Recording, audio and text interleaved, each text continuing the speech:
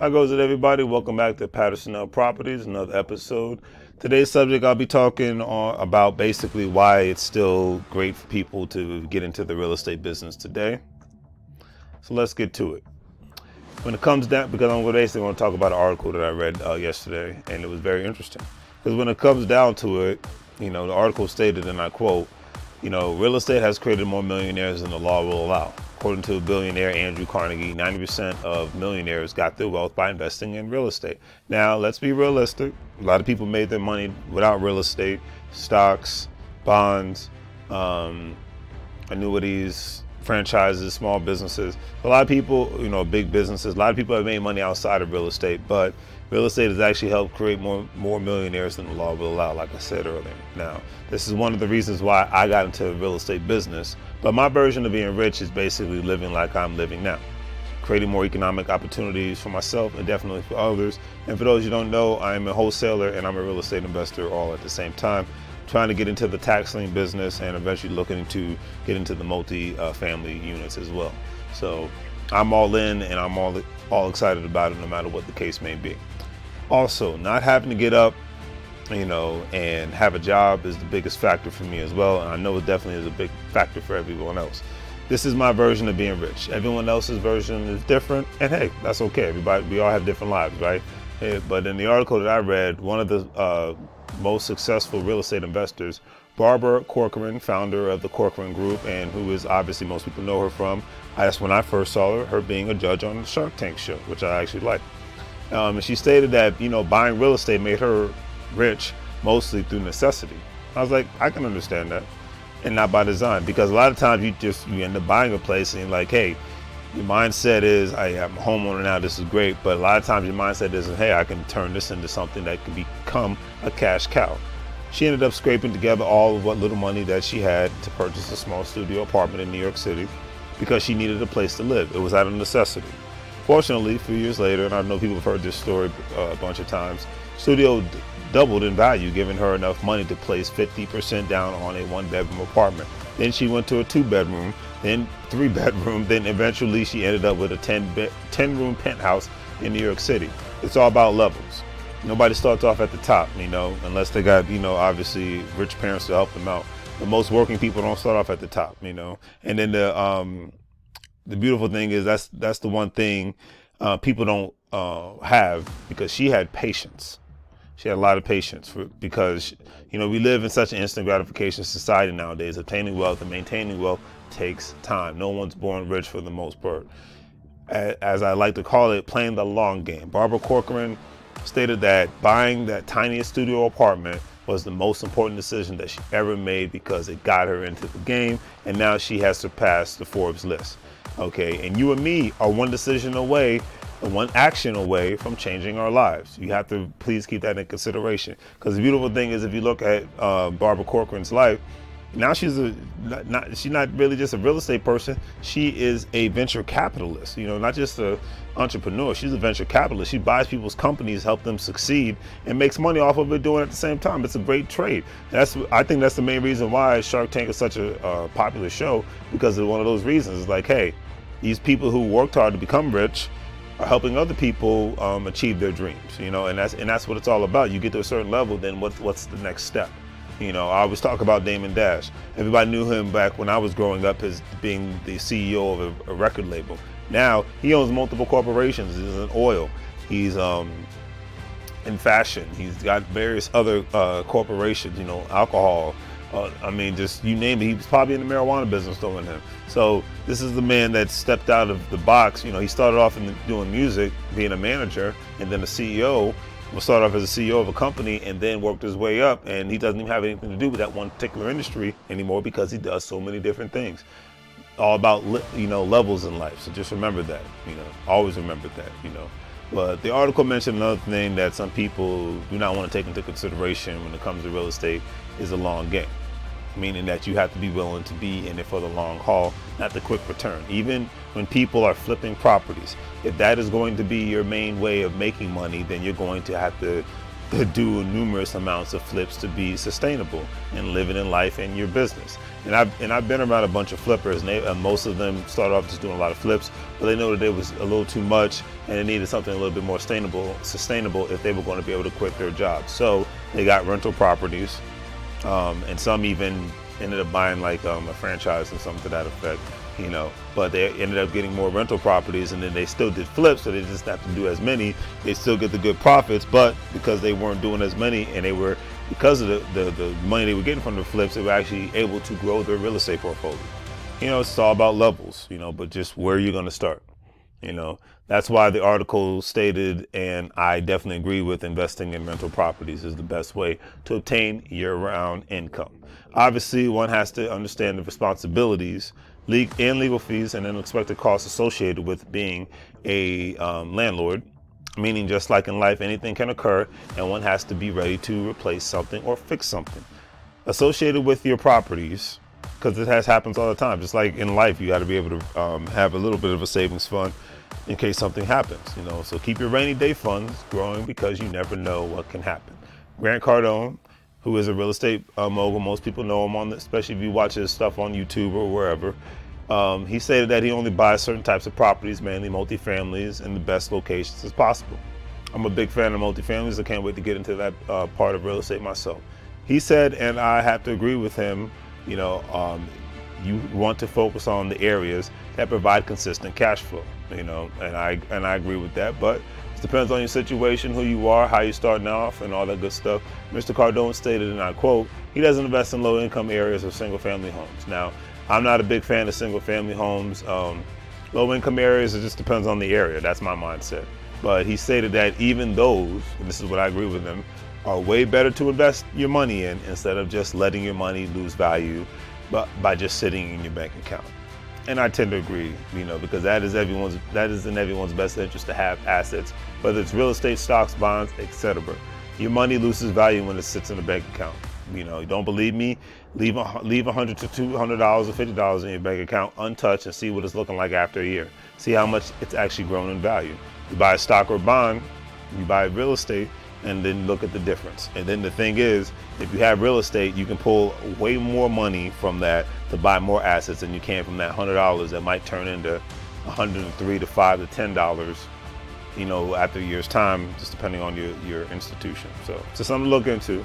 Your money will not grow at a fast rate like that, if you just leave it in the bank account, And your money usually will not grow at a fast rate like it will in real estate, period, and other assets either. That's just the point I'm really trying to hit home here. And this point really doesn't need much attention, but I will say it anyways. Buying is still better than renting. Peter Hernandez, who is a person mentioned in the article, who is the president of the Western region, Douglas Elliman, founder and president of Telus Properties, stated that most millionaires made more money from owning real estate and other investments. So that's just keeping it real on that one.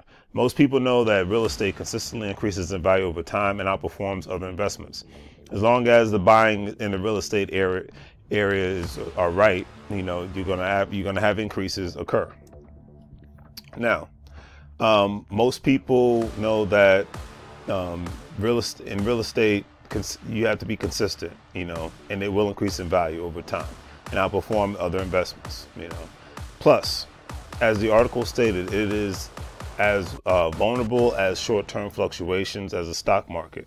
It's not as vulnerable. That's really what the article was saying, because the thing is, like in the stock market, I invest, and you can see it go up, you can see it go down.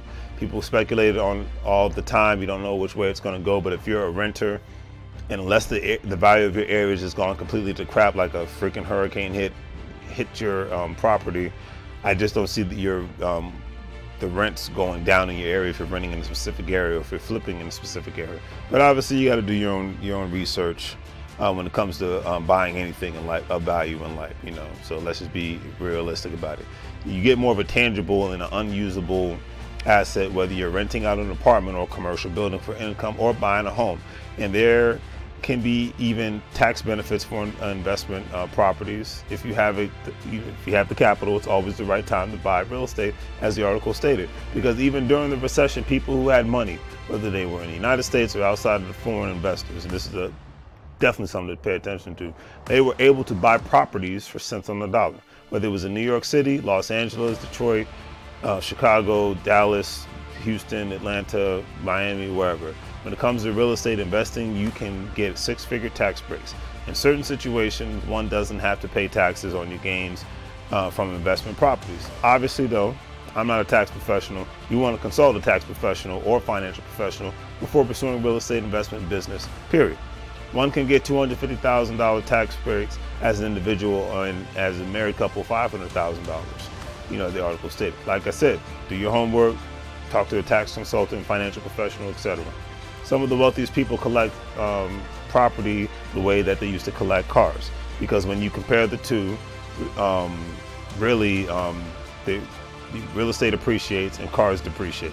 Obviously, unless it's like a custom-made classic car, but let's be realistic about it. There's going to be more people in line to buy a house because they can get financed compared to somebody trying to buy a custom car. But for the most part, you're going to have the cash in hand. So let's just be realistic about it. But the nice thing is that you still have a lot of people who rather choose to rent than buy. Nothing wrong with that. But they still make money from actually owning properties, or even sometimes renting properties, but they lease them out via Airbnb or VROB, where one can find short-term renters to subsidize the overhead. I mean, heck, when I'm in Los Angeles and I stay at an Airbnb place, most of the time somebody's either renting that place out or they own the place. And it's always some little place with a 1-bedroom, 1 bathroom, nice old living room. But these people are making a couple $100s a pop, sometimes $1,000 a pop, just for having that place. So it's in a lot of people's best interest who don't even own a house, but a lot of times they lease places, or if they do own a house, they don't live in it, but they rent it out. Or they use Airbnb and VROB, and so they're still making money. And that's another game I can't wait to get into. So the possibilities are endless at the end of the day. Another great thing is that the article mentioned how real estate doesn't tie up a lot of cash, meaning you can put down as little as 3 to 5% and use the bank's money to grow your investment portfolio. Now, obviously, that's only if you're moving into the house itself and living there for at least a year, because you don't want to lie to the government saying that you live someplace when you really don't. For when it comes to investment properties, 20%, like, me, I'm closing on a place this Friday. I had to put down 20%, but I do it in a cheap area known as Pennsylvania. So 20% is way less compared to Virginia or California or parts of Florida and things of that nature, So it's just sometimes it's nice to invest in cheaper areas, depending on your situation, depending on your circumstances. Something to look into. Okay, now, of course, unlike the stock market, your investment cannot just disappear overnight, like fade away. Like, if you've ever seen the movie Wolf of Wall Street, that's what a stock can do. It can disappear overnight. It can be gone. Companies can be sold. The value is so much greater. Real estate offers better options than other investments don't. Which is, in real estate, you can buy, hold, sell, rent, borrow against your investment in order to obtain more assets. Flip a home, and if the property appreciates in value, then you can sell it for a bigger profit, or you can keep it, whatever, tickles your fancy, as they say. You can also develop it, lease it, subdivide it, or add parcels to it, depending on the kind of real estate you have. And the article mentioned one of the reasons that I wanted to get into real estate business, and I know most people can feel me on this one, is that the flexibility. You can own real estate mostly anywhere, and you could just live anywhere if you do it right. It's like me. Hey, I own real estate, live in California. Okay, but my real estate can be in Indiana and Pennsylvania. Who cares? As long as the tenants are being taken care of, as long as the place is being taken care of. That's what property managers are for. And obviously, you got to babysit them to make sure everything is good. However, that is the beauty of it all, to be able to have that flexibility. So when you say I live in this place, it's not because I need a job. It's because I want to live there. It's a different mindset. It's a different mentality.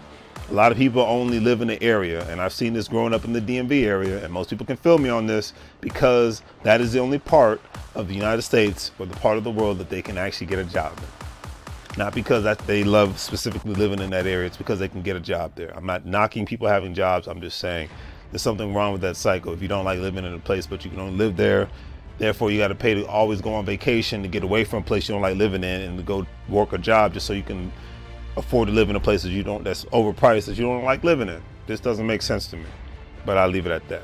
But when you're in a passive income business like real estate, as long as you have the right systems and teams in place, you can build yourself a new life without even realizing it, especially a life without having to depend on a job.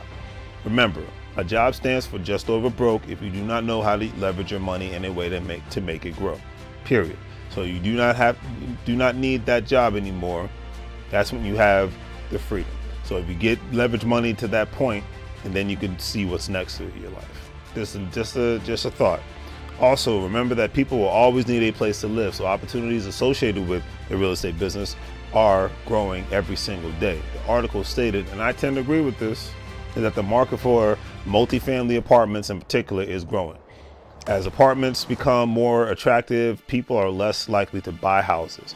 With multifamily apartments, you can continue to generate increasing income over time. Especially multifamily properties are considered more homely compared to like a huge apartment complex, especially given the fact that a lot of millennials like myself do not want to live in the suburbs or own a single family home because they like convenience of the city. I get it. And the fact that they do not want to cut grass or bushes or deal with other responsibilities that are associated with a single family home.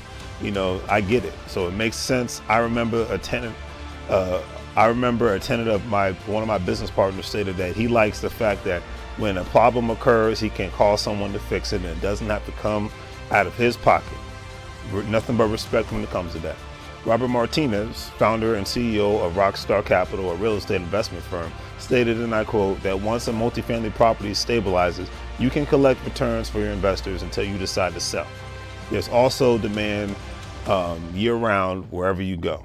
And I totally agree with that. And last but definitely not least, the article touched on buying land that produces income, which is something that I don't think is talked about enough. I can't wait to purchase a piece of land myself, preferably land a lot in the city so I can turn it into a parking lot. You never know, right? Or a place where you have events, The article stated that many businesses come and go, but there's one thing that will always be in need: land. Because one thing we know about land is they're not making any more of it. And it could be used for so many things. Like I said, growing food, that's another option, harvesting the soil and whatnot and selling it. You never know. Events, or just building a home or putting a building there, Investing in real estate allows one to protect yourself and your wealth. So while the real estate market has and will always go up and down like the stock market, however, it won't disappear unless a natural disaster happens, and that's another story. But it has never declined over time compared to even when the 2007 Wall Street collapse or currencies that aren't backed by anything such as gold. It's like that's why real estate is considered such a tangible. Now, I'm not overstating that what happened during that collapse was insane. Wasn't insane because it was 2007-8 time frame, and when the boils down to it, there was a lot of toxic loans. Most people know about that. Anybody and mama could get a loan. As long as they could verify these people in a sense. It was like they said, it was the Wild Wild West back in those days.